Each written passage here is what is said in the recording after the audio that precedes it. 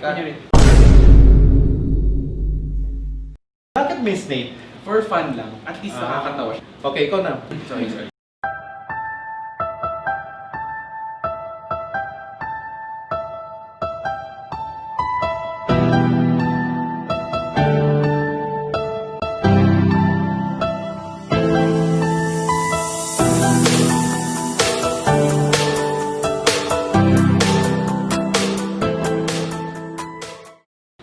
Hi everyone! Thank you for watching. Thank you for watching. Closing pala yan.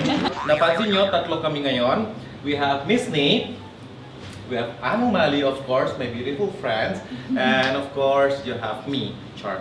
Actually, maraming sila nagtanong sa akin kung anong perfect makeup for this holiday. And of course, gagawin namin yan this time. Pero, hindi lang yun. Gagawin namin, kami ni Nate, magcha-challenge kami kung anong look yung tingin namin perfect for this holidays. Hindi pa kami nag-uusap kung anong gagawin namin, pero what we have here, certain makeup products lang, yun lang pwede gamitin namin. So basically, kung anong gamit ko or anong gamit niya, yun rin gamit namin. So we cannot choose other products. So I am the representative of professional makeup artist, and then Miss Nate as the representative of mga TikTokers. So alam mo naman, iba kami makeup artist and iba yung TikTokers mag-isip. Okay, Miss Nate, bakit Miss Nate?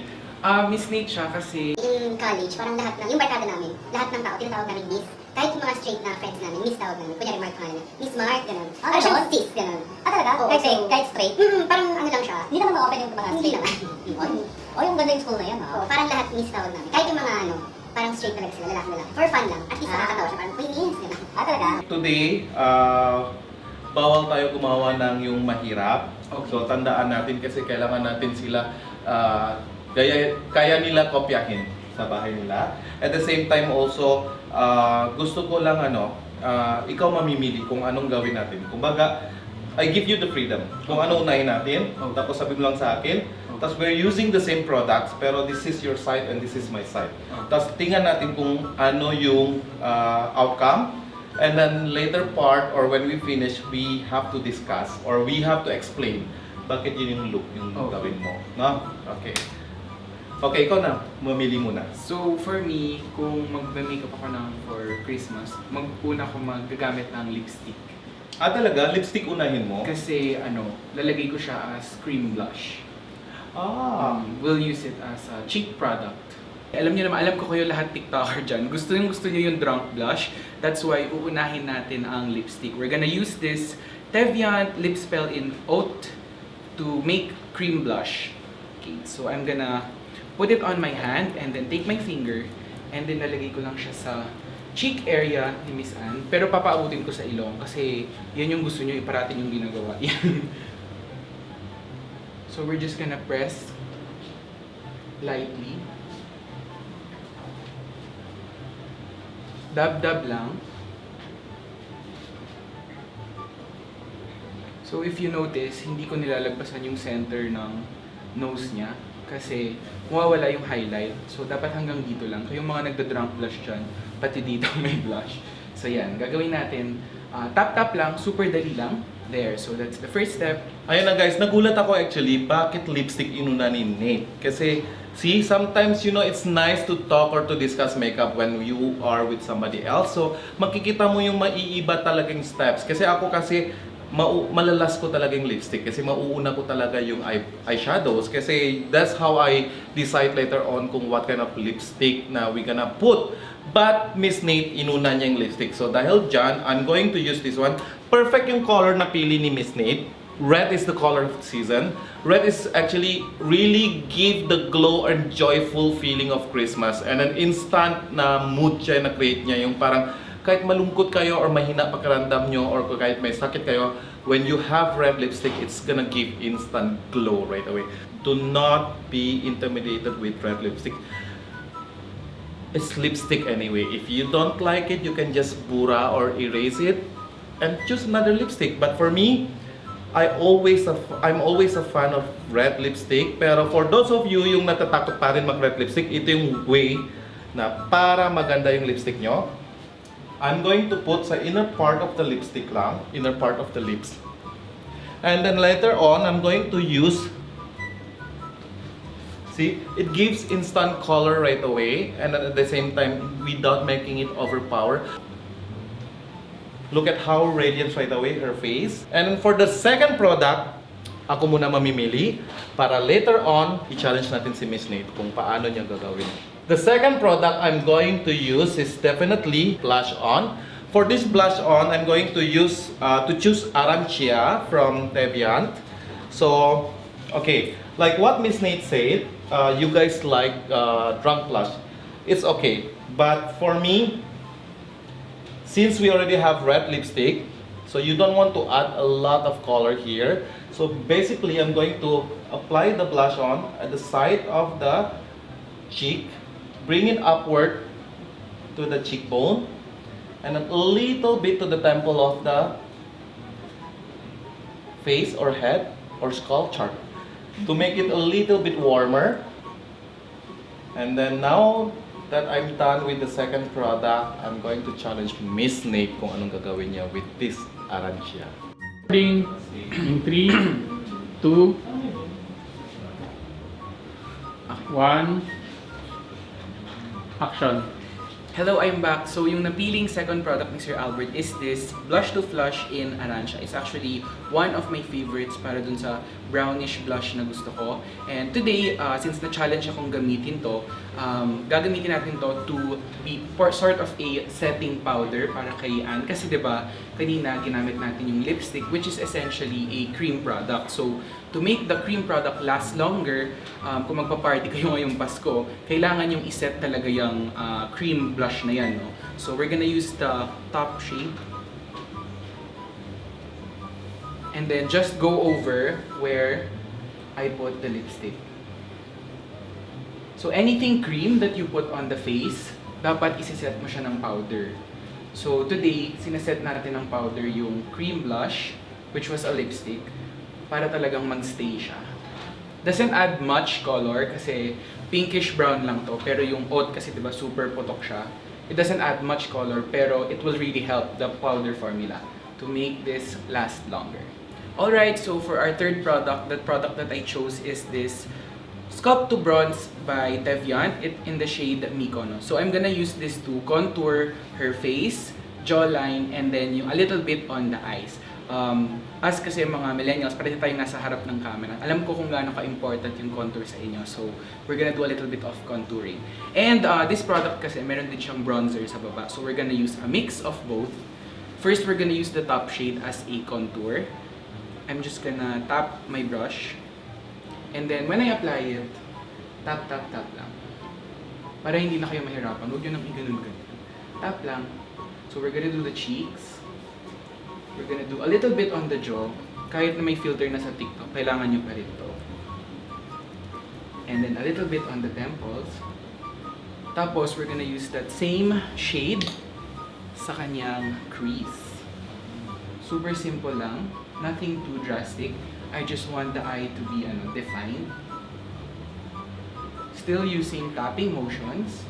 So of course, kailangan din nating i-contour yung nose. A lot of you are asking about nose contour. So we're just gonna use tapping motions pa rin. Ayoko mag-swipe para hindi ma-disturb yung foundation. So just tapping. Focusing on the tip of her nose. Ayoko kasi natin magkaroon ng parang number 11. So dito lang tayo. And then a little bit on the septum. Ayan na, since contour yung napili ni Miss Nate, tama naman yan. And since I'm trying to create a look na hindi mukhang regular or na yung parang any everyday makeup nyo. So gusto ko something special for you guys this Christmas or this holiday. So basically, I'm going to apply the contouring powder above the cheekbone this time. So I'm not going to contour here because I don't want to create a very prominent straight line. So I'm going to do it above the cheekbone, and then I'm going to put it also on the temple of the face, then bring it down slightly below the brow bone. So basically this part, parang triangle ganon, gusto ko mas warmer dyan.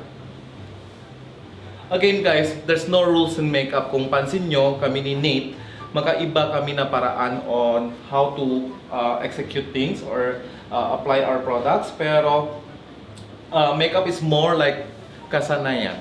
More on like whatever you believe to make you look beautiful. That's the one that you should embrace. And then for the nose line, I'm not going to invest time to do that because I want you guys to focus on the preparation of Noche Buena, things like that, and the gift wrapping. So we just make it run through lang a little bit with contour brush. Then whatever left, I'm going to put it here sa jawline and then bring it back to the ears. That's basically it. And then now, I'm choosing the next products.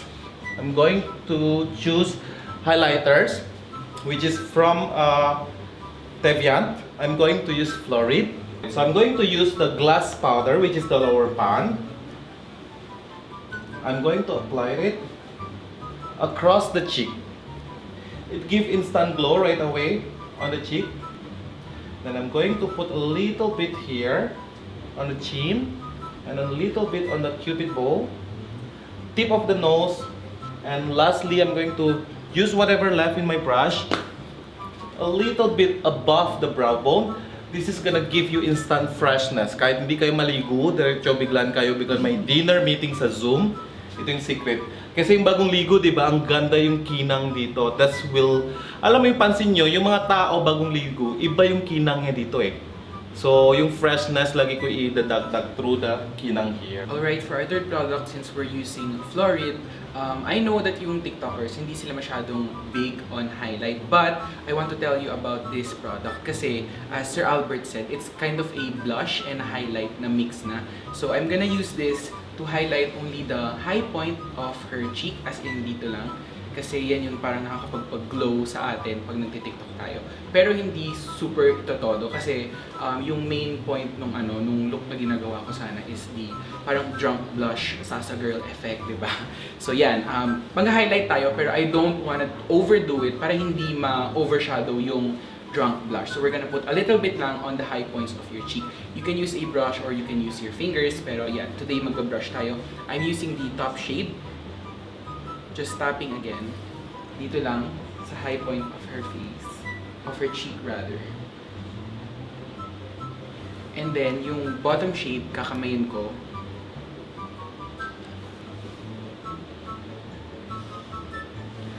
There. Okay guys, so for our fourth product, sobrang excited na akong gamitin, hindi ko na matiis. Gagamitin natin tong Horus na multi-chromatic palette ng Teviant. So if you haven't seen it yet, it looks like this. And today, we are gonna be using shade in Undertaker. Itong green na to. Kasi Pasko nga, diba? So red tas green. Charot. Anyway, I like to use this eyeshadow topper. Kasi ang gagawin ko, as in one shade lang, using yung fingers lang. Kasi pag nagtitiktok tayo, diba? Parang medyo nagmamadali. Kailangan mo nang sayaw na sayaw ka na. Gusto mo nang matapos yung makeup mo. So gagamitin lang natin tong Undertaker. So if you notice, multi-chromatic siya. Ibig sabihin, sa iba-ibang angle, iba-iba rin yung color niya. So I chose this kasi very festive siya, itong color na to, and very Christmassy din. So as you can see, kita pa yung skin underneath the glitters, which is kind of what I want. Hindi ko masyadong gusto yung super putok. Gusto ko parang glitters lang talaga siya. Mukha siyang, yeah, literally glitters. Actually, naloka ako bakit yung eyeshadow topper talaga inuna ni Nate. For now, I think I'm going to use,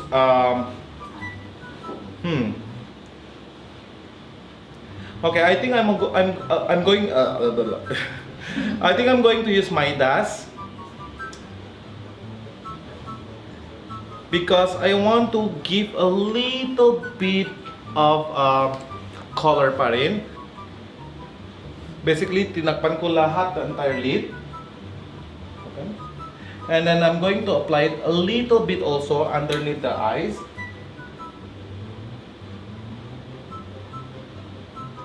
To make the eyes a little bit appear mas Christmassy or festive.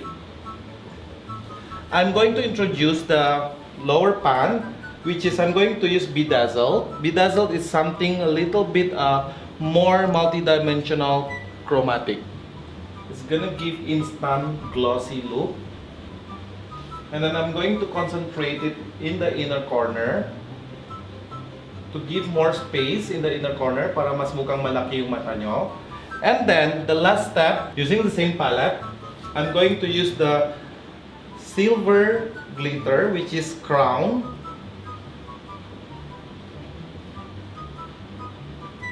On the inner corner. So there you go, my makeup is done. For the next product I'm choosing is actually Señorita palette of Teviant, Sangria, as the transition color. Looks sweet. So I just want to add color on the crease area to elongate the eyes.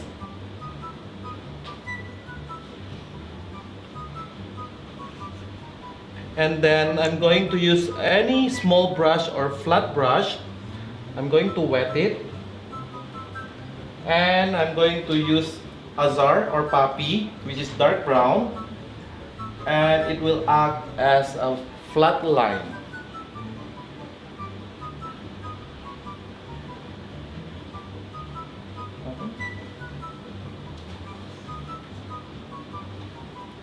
And let's ask Miss Nate kung anong gagawin niya with Señorita. Okay, so Sir Albert's chosen product was yung Señorita palette. And ito, gagawin nyo to. For me, sa mga TikToker dyan, kung hindi naman kayo tutulong maghain ng Noche Buena, you have extra time, so mag-eyeliner kayo.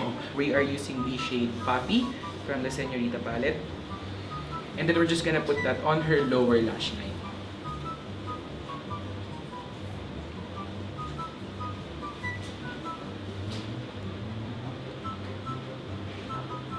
So yung kanina, okay na siya with green glitter sa taas.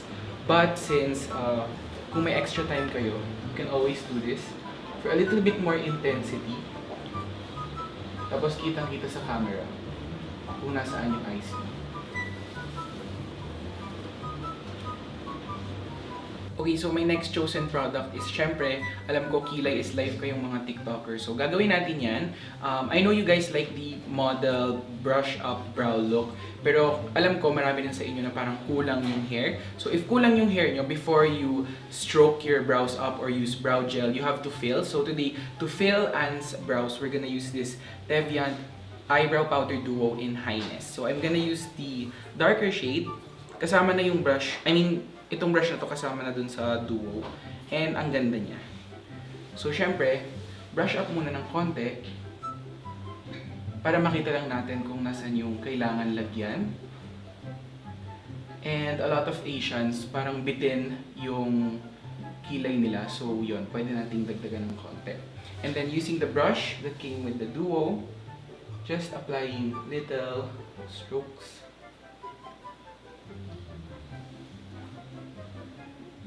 And we're gonna go a little heavier on the outer side kasi sa mga picture, nabubura to dahil sa light. Darker, more intense. So basically, I'm going to brush up the brow. And then I'm going to fill in using the Eyebrow Powder Duo, the darker one. Only the area that you want to build thickness. And she has little bit bushier eyebrow here. So basically, I don't want to add a little more product there. So I just want to concentrate on the outer part. And then next, I'm going to curl lang yung lashes niya to add more sparkle or to make your eyes appear bigger. I'm going to use the Teviant pencil liner in Regina on the waterline. There you go. And we're done.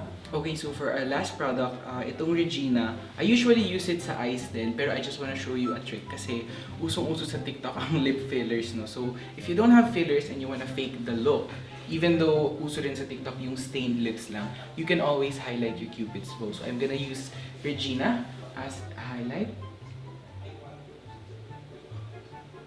So, ipipress ko lang siya. And then, dab. Blend a little bit para hindi masyadong intense. So, nakakadagdag siya ng light here, which makes the illusion na fuller ang lips. Ayun na guys, tapos na rin yung challenge namin and yung kanyang-kanyang holiday look namin. And then let's ask Miss Nate kung ano yung description na about this look. Okay, so for this look, I wanted to keep it simple kasi nga as TikTokers, di ba? Sayaw na tayo eh. Gusto na natin gumora agad. That's why yung glitters na ginawa natin sa eyes niya, super simple lang. As in one color, pero tignan nyo naman yung pigment, di ba? O, di ba? Multi-chromatic ang peg. So yun, madali lang siya kasi isang color lang. And I also chose the color green kasi nga Christmassy. And then of course, hindi natin pwedeng palagpasin ang pa-drunk blush effect. Sobra-sobra talagang popular. And actually, si Sir Albert ang gumawa nung stained lips, no? Pero alam naman natin na yung stained lips na yan, yung parang lip tint look, yan talaga rin ang uso sa TikTok. So, agree kami doon. Kaya, yan. Alright, and for me naman, yung ginawa ko actually, as you guys can see, so basically, it's more on like glowing skin, warmer skin tone, which is earlier we concentrate on the bronzer and the contour here.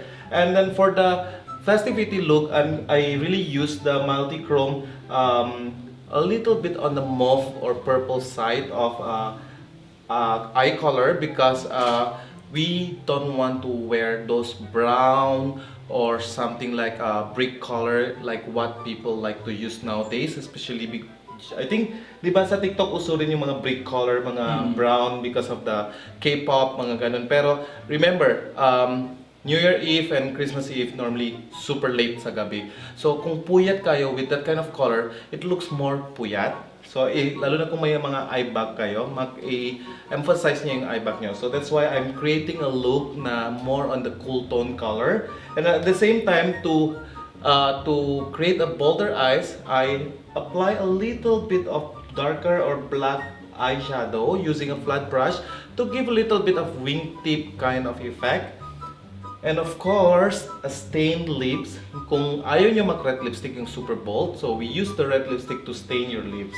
So ayun na nga guys. You see, iba yung dating or iba yung attack namin and how we execute makeup. So therefore, thank you for watching, and if you have more question, do not forget to check my Instagram. You guys can ask me directly or you can approach Miss Nate also. By the way, he has also a YouTube channel which is You can follow me on Instagram and TikTok and YouTube din at Miss Nate Makeup lahat yan. On YouTube, Miss Nate Makeup lang. So yeah. So ayun na guys, if you have question directly, you can ask him. Check his social media, and of course, if you want to ask me question also, you can DM me on my Instagram at Kurniawan. Or if you have suggestion on what kind of video that I should create for you guys, please comment on the comment box below. And for those of you who haven't subscribed to my channel, please subscribe because it means a lot to me. And of course, do not forget to click the bell button so that you guys will be notified every time we have a new video. And I'll see you guys in my next video. And do not forget to embrace